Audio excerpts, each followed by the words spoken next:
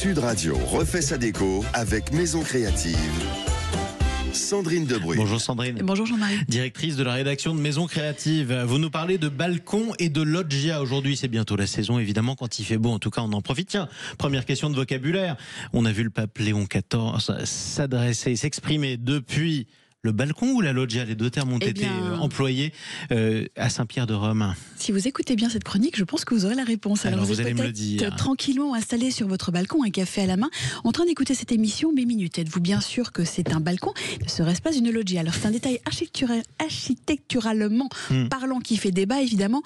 Et pourtant, la distinction entre une loggia et un balcon est bien réelle, et même essentielle, puisque, surtout si vous cherchez à acheter, à vendre un bien.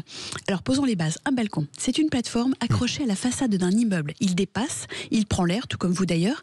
Il est souvent en porte-à-faux, ce qui veut dire qu'il ne repose pas sur le sol, mais il est suspendu et soutenu par des consoles ou des poutres. Il est entièrement ouvert aux quatre vents. En revanche, la loggia, c'est un espace creusé dans un bâtiment. Elle est encastrée, protégée par trois côtés, les murs de l'immeuble, et souvent elle est ouverte. Alors c'est un peu comme une pièce en plus, ouverte sur l'extérieur, mais intégrée à l'architecture. Pourquoi Donc le pape s'est exprimé depuis le balcon de Saint-Pierre-de-Rome et non la loggia, comme nos confrères l'ont souvent dit. Exactement. Et donc pourquoi cette nuance est-elle si importante? Eh bien, au-delà du confort ou de l'esthétique, la loggia est parfois comptabilisée différemment sur la surface habitable, notamment en copropriété et en termes d'isolation, de bruit, de pluie. Le vécu n'est pas tout à fait le même. Alors la prochaine fois que vous admirez la vue, jetez un œil autour de vous. Vous êtes en hauteur certes, mais êtes-vous à l'extérieur ou dans une alcôve ouverte? Donc balcon, loggia, vous l'aurez compris, il n'y a absolument plus de mystère sous vos pieds. Bon, alors un mot sur les tendances 2025 pour aménager soit son balcon, soit sa loggia. Les tendances sont assez claires en tout cas, pour l'une ou pour l'autre. On cherche du confort, du végétal et surtout du style pour ces espaces qui sont de véritables extensions de notre intérieur. Donc première grande tendance, le style méditerranéen revisité. On mise sur des couleurs naturelles, sable, terre cuite, jusqu'au vert profond.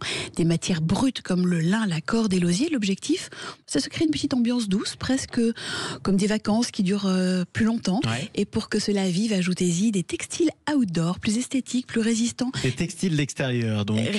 Et voilà le petit mot que vous aimez tant.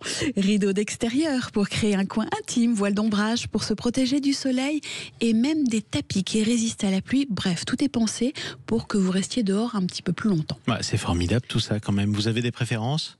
Eh ben, j'ai une petite préférence pour la deuxième tendance qui est l'ultra-modularité, en fait, avec un soupçon rétro, des tables pliantes, des banquettes coffres, des étagères escamotables, un mobilier donc intelligent et beau, compacté, teinté de rose poudré, une petite lanterne de verre façon vitrail. Certains modèles sont même connectés pour contrôler l'arrosage, l'éclairage via une appli.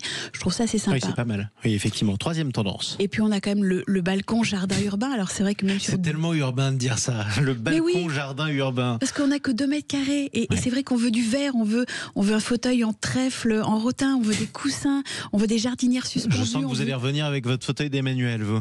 Non, pas du tout. Celui-ci, je vais le prendre plutôt porte-chance avec un petit trèfle bien dessiné. On veut des murs végétaux, on veut des pots en terre cuite ou recyclés de chez l'eau. Bref, le tout accompagné d'herbes aromatiques, de plantes dépolluantes, de fleurs. Des citadins en rêvent de ce petit coin de verdure en plus. Et les marques sincèrement, l'ont bien compris. Enfin, le balcon, ça devient un refuge de bien-être. On installe une petite fontaine aussi zen, un fauteuil suspendu, un hamac, voire même un petit coin pour son yoga. C'est l'endroit parfait pour se recentrer, lire. Je vais me contenter du hamac. Et c'est bien le hamac aussi. Chacun son truc. Vous pourriez essayer le yoga, ça vous ferait du bien aussi.